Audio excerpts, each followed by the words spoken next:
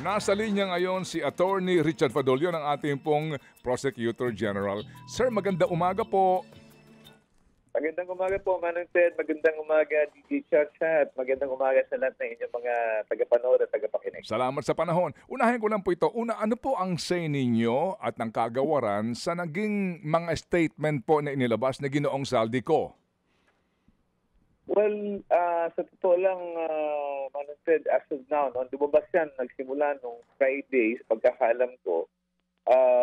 Pero hindi ko pa alam kung ano ang magiging tugon ng department. Definitely, ititingnan kung susuriin yung statement na yon, kung ito ba ay number one, authentic, at saka siguro look into the allegations doon sa statement kung ito may mga katotohanan, may pagbabasihan para malaman kung siguro kung merong dapat magkaroon ng investigasyon at kung anong kasong maaaring isampa.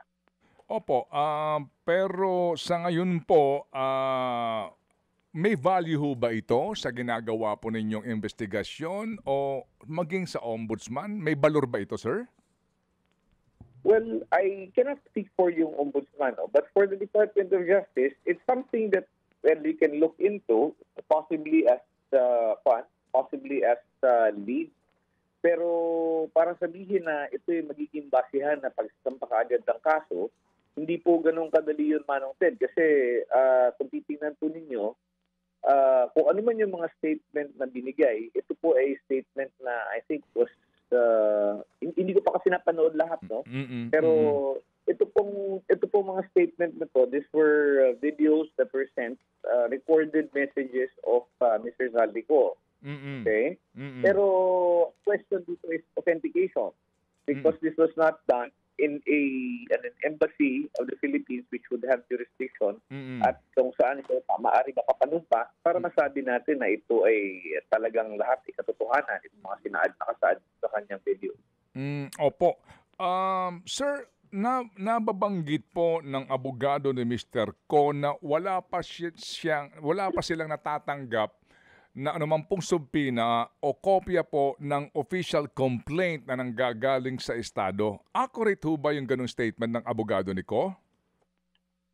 I can speak again. Magsasalita ako para sa kagawaran ng Department of Justice, no? Kagawaran ng Hustisya, na as far as the Department of Justice is concerned, wala pa pong kaso na isasampa laban sa kanya, no? Kung kaya't siguro wala talagang subpina na may papadala pa.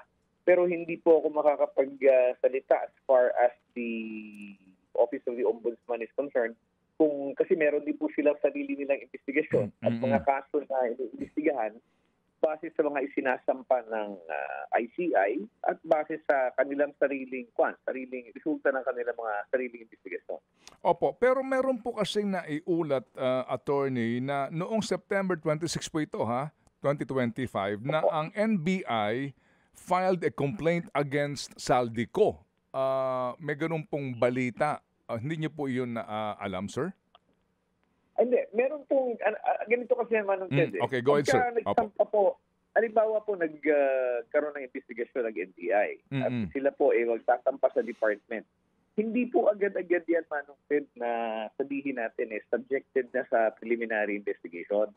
Ito po ay dumadaan muna sa masusing evaluation para malaman kung ang investigation, kung ang ebidensya na nakasaad doon sa kaso ay sapat na para ito po yung upakyat sa isang preliminary investigation. So kung kulang pa po ito, meron pong kapangyarihan ang kagawaran na ibalik ito sa NBI at sabihin na kulang pa itong ebidensya mo, dagdagan mo pa ito, at kung ito'y kumpleto na sa tingin ninyo, ito ibalik ninyo sa amin at ito'y muling susuriin bago tayo magpatuloy ng PI.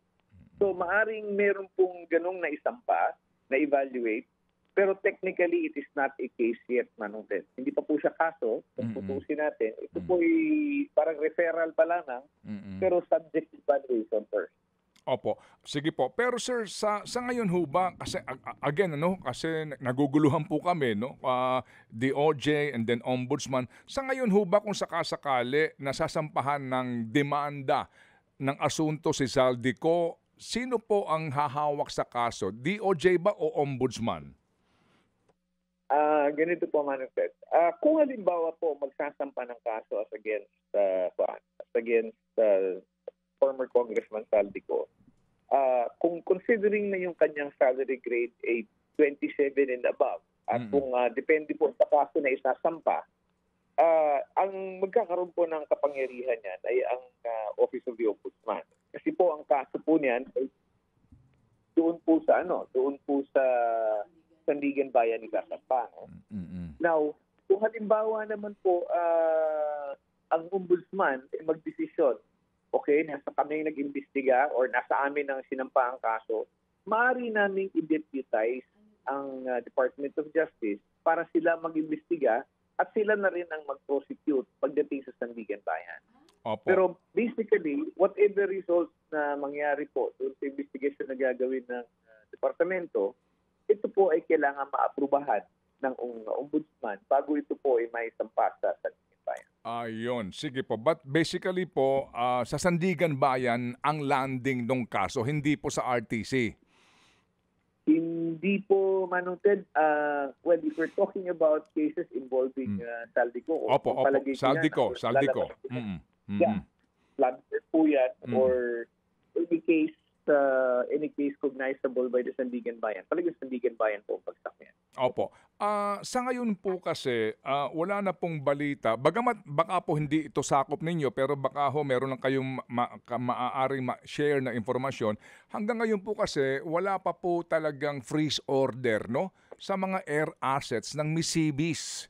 Oo, na sinasabi nga na may kaugnayan.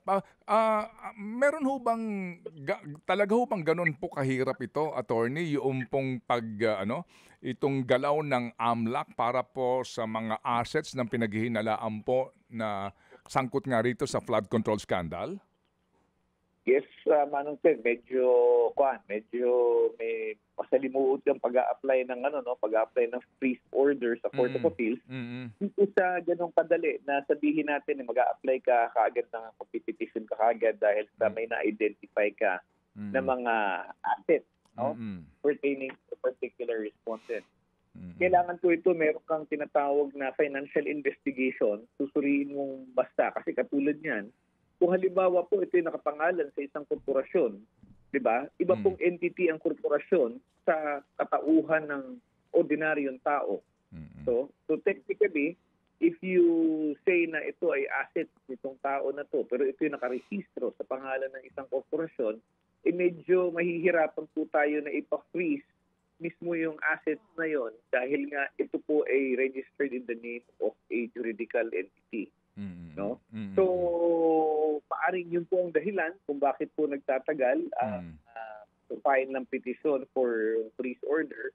Pero ang sa pagkakaalam ko lamang po, Manong Ted, is that ang AMLA naman po ay patuloy na nangangalap ng ebidensya. And I know it's taking a little longer, but they're continuing to gather evidence. Nang sa ganon, ma-file po ito mga petisyon na ito sa lalong madaling panahon. Opo. So sa ngayon po, sir, concerning Zaldico, if you're at liberty to tell us, nag-iimbestiga na rin ho ba ang DOJ dito? Ang DOJ po, meron pong, hindi ko lang po matiyak sa inyo sa ngayon, pero sa pagkakaalam ko po, ang DOJ po sa ngayon ay meron na pong iniimbestigahan na 5 kaso. Definitely wala pong kasamang proponent doon, wala pa pong politikong kasama doon. Ito pong 5 kaso na ito ay being subjected to preliminary investigation na. Pero ganun pa man, in addition to that, meron pa rin ibang mga kaso na inirefer na sa Department for Evaluation. Sa pagkakaalam ko po, meron po diyang mga may proponent na nakasama. Sa ngayon lang po, hindi ko po mailalantad muna kung sino-sino itong mga ito dahil sa evaluation stage pa lang po, Manong Ted. So, pag ito po ay naging sapat na ang ebidensya at sinabi after evaluation sapat na at ito ay magtutuloy na sa preliminary investigation, dyan po, maaari na po natin pangalanan kung sino po ang mga tao na naisasangkot. Opo, pero as we speak now, doon po sa 5 kaso, wala po ni isang proponent. Yan po ang klaro. Attorney, ano po? As far as the Department of Justice is concerned, yung pong 5 kaso, wala pong proponent kasama po dyan. Opo, DOJ po nga ito. No? Ihiwalay po natin dito yung ombudsman. So, sa ngayon po, attorney, ito pong si Roberto Bernardo, naghayag ng kanya pong karagdagan na statement during the Blue Ribbon Committee hearing nung Friday. Ano ho ba ang estado ni Ginoong Bernardo sa ating Witness Protection Program? Tulad po ng nabanggit ko dun sa investigation sa Blue Ribbon, si Ginoong Bernardo, sa pagkakaalam ko po, ay provisionally admitted na po siya sa Witness Protection Program natin. Okay? Mm-mm. So, pag sinabi niyong with provisionally, may provisional admission siya, I believe there are cases where he has been already considered to be a witness, and if ever na mag-file ng kaso, isa siya doon sa mga tatayong testigo. Pero hindi po ito all-inclusive, Manong Ted, na all and future cases that may be filed. Ang pinag-uusapan lamang po nito ay yung mga kaso na nakapaloob doon sa kanyang nakapaloob doon sa kanyang inilahad sa kanyang salaysay. Opo. Ano ba ho ang dahilan kung bakit po nagkaroon ng dagdag na mga pangalan at mga personalidad, yung pong supplemental affidavit ni Ginoong Bernardo na kanyang binasa noong pong Friday? Ganito po, Manong Ted. Kapag ang isang aplikante po ay nagpunta sa department at sinabing ako po may nalalaman tungkol sa mga kaganapan pertaining to a certain crime, sa isang krimen na nangyari, at ang aking nalalaman po ay mahalaga, at pagkatapos itong suriin, na malalaman nga na totoo na may kahalagahan, credible itong tao na to na naglalahad ng statement. Malalaman mo bakit siya credible dahil doon sa kanyang salaysay, anong kanyang naging bahagi doon sa paggawa o paggawa ng krimen.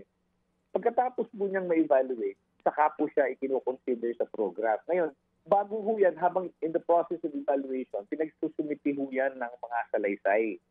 Ilahad mo rito at aming titingnan, susuriing mabuti kung talagang may basihan para ikaw ay ikonsidera bilang isang testigo, isang state witness. At yan po ang naging dahilan kung bakit nagkaroon ng sinasabing supplemental statement. Kasi hindi naman po maaari na, let's say for example, nagbigay na po na statement yan nung una sa Senado, tali na siya doon lamang. Kasi meron pa hong agam-agam yan sa unang paglalahad ng salaysay. Pero this time, kung ang pinag-uusapan natin ay mga aktwal na kaso na posibleng may sampa, at ito po ay nangangailangan ng konkreto at malinaw na ebidensya, diyan po darating yung punto na sila ay kinakailangan na magsabi ng lahat ng nalalaman nila na maaring hindi nila nabanggit dun sa mga naunang salaysay, or kung halimbawang hindi nila naalala at that time, or wala silang nakikita dahilan para ilabas, yan po ang inilalagay nila doon sa mga supplemental statements nila. Kaya po nagkaroon ng ganun po siguro sa kaso ni Ginoong Bernardo. Opo, at doon po sa kanyang supplemental affidavit, meron siyang mga binanggit na mga bagong personalidad, attorney. Although doon sa kanyang personal knowledge, doon sa sinasabing pagbibigay ng kickback, mukha pong doon sa iba may intermediaries na binabanggit. Kapag ganyan ang kanyang statement, paano po ang verifikasyon ng DOJ sa katotohanan ng pahayag ni Bernardo? Manong Ted, pagdating po sa punto na yan, pagdating na po natin din sa detalye kung paano natin kikilatisin. Pagpaumanhin po ninyo, pero hindi ko na po maaaring ilahad ito dahil sa provision po ng confidentiality na nakapaloob sa batas na 6981. Ko lang po, kung maalala ninyo, nung nagkaroon po ng hearing sa Blue Ribbon Committee, sinasabi na nire-respect daw po namin itong Ginoong Bernardo sa pagsasalita. Kung tutusin po, kung titingnan po natin yung provision ng Witness Protection Program Law, nakapaloob po doon na any matter or kahit na anong bagay patungkol sa aplikasyon sa mga salaysay, sa mga kapaloob sa Memorandum of Agreement, yan po ay confidential. Mm-mm. At hindi po yan maaaring ilantad o ilabas kung walang kapahintulutan. Kung wala pong kapahintulutan, attorney? Opo, nakasaad po sa ating batas na lahat po ng bagay tungkol sa usapin, no, sa pagpiprepara o sa pag-admitar ng isang tao sa programa. Ibig sabihin, lahat ng mga binanggit niya, kanya mga salaysay, lahat ng mga testigo, lahat ng mga nakapaloob, halimbawa sa kasunduan o memorandum of agreement nila ng Department of Justice, lahat po yan ay confidential. Okay? At yan po ay pahihintulutan lamang na ilantad sa kung saan man, kung halimbawang ito po ay may written authority ng kalihim ng kagawaran ng katarungan. At either that or merong order po coming from a competent court. Kung titingnan po ninyo nung nag-testify po si Mr. Bernardo, binasa niya po yung salaysay niya, which is actually a part of yung kanyang application. Dahil po yun ay may kapahintulutan na ibinigay ng kalihim. Okay. Ang dahilan po doon is ayaw po na sabihin na tinatago ninyo, ayaw ninyong pagsalitain. Kaya nga po siya ng kapahintulutan para ilahad niya po yun. No? Para sabihin niya yun, even if it is subject to yung confidentiality. Opo. Except that, meron po talagang bahagi ng kanyang application na talagang hindi po basta-basta mailahad nang hindi po talaga specifically pinapayagan ng Secretary of Justice. Opo. Pero yung sa statement niya po, malinaw po yun na yun po ay binibigyan siya ng kalayaan, no? Pinahintulutan niya. Sabihin mo kung ano gusto mo sabihin, nang hindi naman sabihin ng kahit na sino na nire-restrict, pinipigilan kayong magsalita. Okay, sige po. So sir, meron pong mga panuntunan at meron pong kumbaga memorandum of agreement between the applicant and the DOJ. Ngayon sir, yung pong usapin ng restitution, meron na hubang paunang isinauli si Mr. Bernardo at maging sila Alcantara siguro o si Hernandez sa gobyerno bilang good faith po sa pagiging aplikante sa state witness?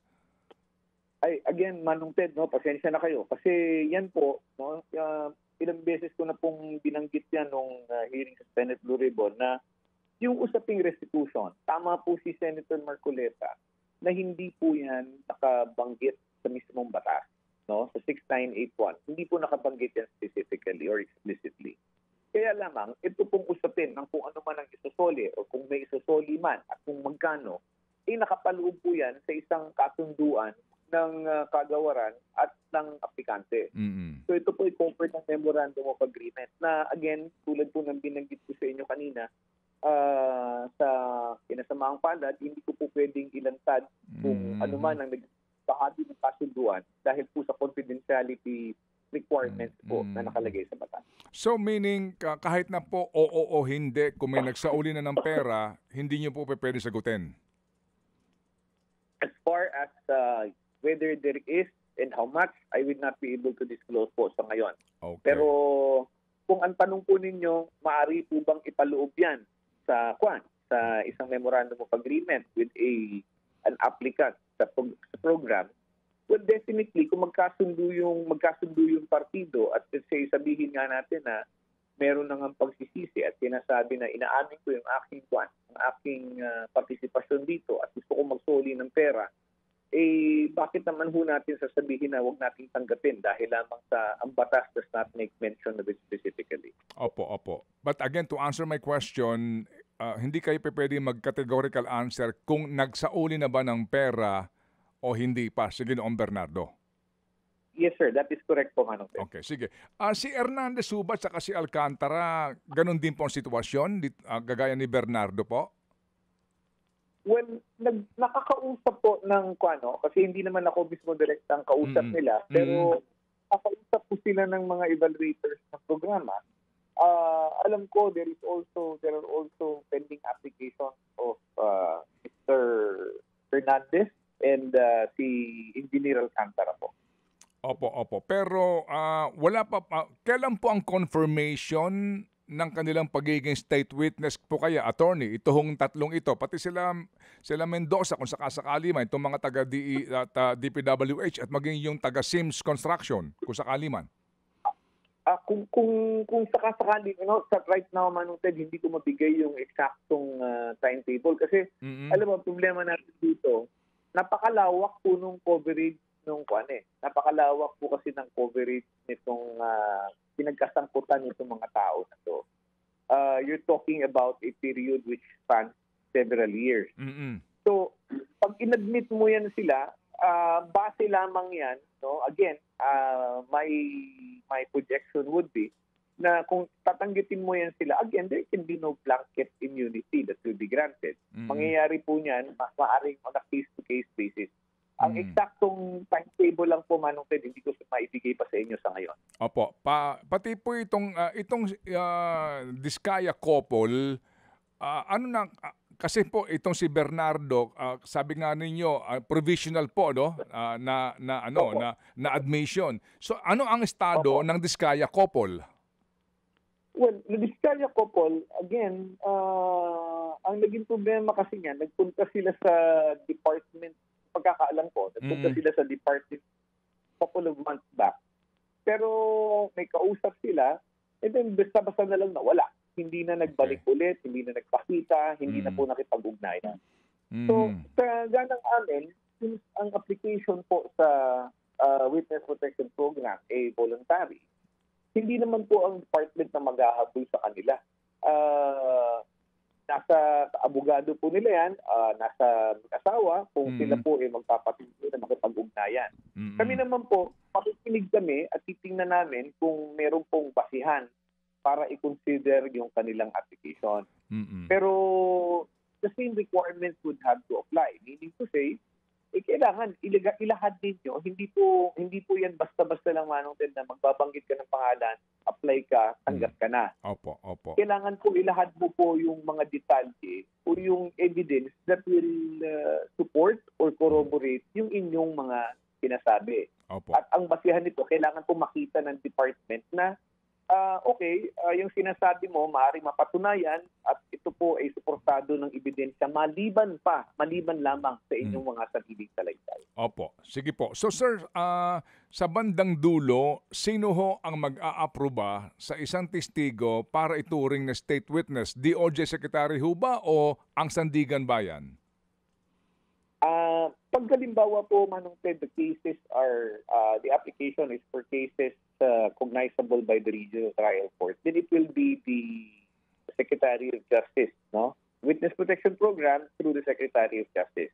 Pero kung mga kaso po,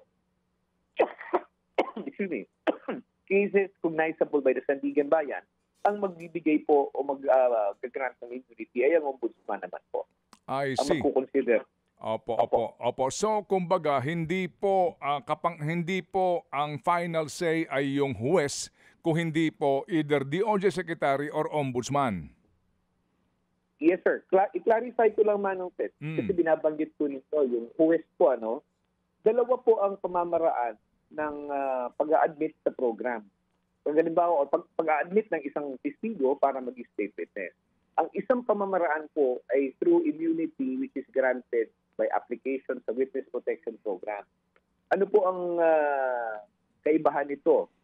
Pag halimbawa po ikaw ay nag-apply, halimbawa kayo po ay nag-apply sa isang bilang maging state witness sa Witness Protection Program at kayo po ay inaprubahan ang inyong application, meaning to say nakapagpirmahan kayo ng memorandum of agreement, ang mangyayari po yan, kapag may kaso na naistampa na kung saan kayo po ay titistigo bilang state witness dahil kayo po ay may partisipasyon, hindi na kayo isama doon sa tinatawag nating information na isa-file ng court kung saan isinasakdal itong mga tao. Meron naman pong isang paraan na yung sa court na sinasabi ninyo, tampahan ho muna lahat at pagkatapos, doon mismo sa proceeding sa husgado, doon po hihilingin sa husgado na kami po ay magpipetisyon na itong akusado ay ma-discharge. At yun po, paraan na kung saan ang korte mismo ang magsasabi kung itong tao po ay dapat po ma-discharge o hindi. Opo. Yun, malinaw yun, po? Kasi nga yung charge sheet, kung kasama yung pangalan, kasama siya sa mga akusado. Opo, ganun po yun. Correct. Okay, sige. That is correct. Opo. That is correct, Manong Ted. Opo, sige po. So in this case po, kung sakali po nagagamitin itong sila Bernardo et al. Bilang state witness sa kaso sa ombudsman, it's the ombudsman who will approve yung kanila pong application bilang state witness, o kapag po inaprubahan na sa DOJ, carry over po yun sa ombudsman. Paano po kung sakasakali? In this particular case, Manong Ted, the cases which are the immunity which was given under the Witness Protection Program dito sa grupo nitong sabihin natin sila Bernardo, kung ito po is below 27 naman po, at ang kaso nila ang kahahantungan, babagsakan ang tawag nito ay regional trial court lamang. Then the approval of the Secretary of Justice by admitting them into the program is already sufficient. Hindi na po kailangan ng approval ni Opo. Hindi po. Ang akin po kasi po kung sakasakali na ang ombudsman ang maghahain ng reklamo laban sa mga proponents gaya po ng mga senador, at sa Sinigang Bayan po isasampa yung kaso. So dito po, kailangan siya mismo ang ombudsman po ang mag-aproba doon sa aplikasyon ng testigo. Tama po yun, Manong Ted. Kung mga pinag-uusapan natin, proponent na at ang sampahan ng kaso, yes, tama po kayo doon. Okay, sige po. So sa ngayon po, paano po ang ugnayan nyo sa ombudsman? Kasi ang taong bayan nga ay nagsasabi na sandali lang, hindi naman mangyayari itong pagkuha ng komisyon nitong mga nasa DPWH kung wala mga proponents at naghihintay nga po ng mga proponents sa makasuhan. Ano ho ba ang usapan nyo sa ombudsman? Paano po? Ganito po, Manong Ted, para hindi po magkaroon ng duplikasyon, ang ginagawa po ng Department of Justice, yung mga kaso po na naiimbestigahan po namin through the National Bureau of Investigation, lahat po yan ay pinadadaan namin sa Office of the Ombudsman. Okay? Para wala po tayong tinatawag na duplication o duplicity. Now, as far as yung proponent na sinasabi ninyo, tama po, kung titingnan nyo po yung buong picture, mula ibaba hanggang itaas po yan. At pag sinabi nating itaas, talagang may proponent yan. Kaya lamang, sir, meron po kasing stages at meron pong mga offenses na nakoconsummate na, o sabihin natin, kumpleto na hindi mo pa binabanggit o hindi ka pa umaabot sa proponent. Ang dahilan po nito is kasi wala ka pang tao o wala ka pang ebidensya na mag-link kung kaninong proponent yan. So ang ginagawa po ng department, kesa hintayin mong mabuo mo yung kwento na yan at umabot ka na doon hanggang makakuha ka ng ebidensya laban sa proponent. Kung ano po yung mga offenses na nakomit na dito sa ibaba, yan po ay pwede mo nang isampa at magkaroon ng investigation. If later on, magkaroon po ng available na ebidensya, this time linking the proponent, wala naman pong magiging wala naman pong inconsistency doon, kasi pwede mo rin namang i-consolidate, pwede mong imbestigahan yon at i-consolidate mo sa naunang kaso. Ikakabit mo na lamang po sa naunang na-file. Okay, opo. Sige po. So sir, kapag nakasuhan na ng kasong kriminal si Zaldico, sino ho ang magpepetisyon para sa kanselasyon ng kanyang passport kung sakali? Ombudsman ba? DOJ ba? Paano po? Well, it could either be, definitely kung halimbawa po ang ombudsman ang magpa-file, then the Office of the Ombudsman through the Office of the Special Prosecutor can be the one to ask the court to have the passport cancelled po. So, file ng petisyon sa Sandigan Bayan kung sakasakali po. Opo. Kumbaga, kung sino po ang humawak sa kaso, kung DOJ. Opo. Kung ombudsman. Yes, ganun po yun. Oo. Okay. Malinaw po na prosecutor din po, whether it's special prosecutor or a prosecutor of the department who is deputized to handle it. Okay, sige po. So, sir, salamat po sa inyo pong paliwanag at sa uulitin nga po para mas maintindihan ng taong bayan, ito nga pong inyong ginagawang pagpupursige. Dito po sa napakalaking skandalong ito na makamtan ng bayan ng Katarungan. Salamat po, attorney. Maraming salamat po, Manong Ted. Maraming salamat, DJ Chacha. At maraming salamat po sa pagkakataon na ibinibigay niyo sa amin para po kami makapagbigay linaw sa kung ano pa man hong mga issues na kinakaharap po natin yan. Maraming salamat po. Magandang umaga po. Thank you, sir. Salamat. Mga kapatid, brothers and sisters, saan ka pa? Dito na tayo sa totoo. Dito na tayo sa True FM. Mga kapatid, mag-subscribe and follow po kayo sa social media accounts ng True Network PH. Yan po kami. Hanapin nyo lang True Network PH, Facebook, Instagram, YouTube, TikTok, and podcast. Mapa Apple or Spotify man yan, mahahanap nyo kami. Lahat ng mga napapanood at napapakinggan nyo po sa programa, nasa social media accounts namin yan. So, paano mga kapatid? See you sa social media!